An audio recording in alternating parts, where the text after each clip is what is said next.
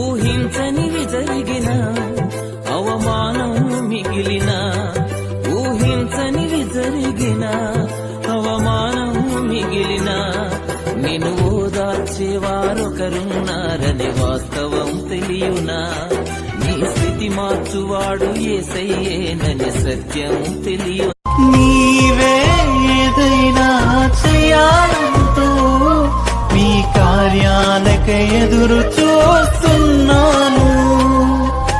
తప్పక చేస్తావని నిన్ను నమ్మి, తప్పక చేస్తావని నిన్ను నమ్మి, అర్థమే కాని జీవితం ఇక వ్యర్థమని నేననుకొనగా, కృపా కనికరము గల దేవా నా కష్టాల కడలి.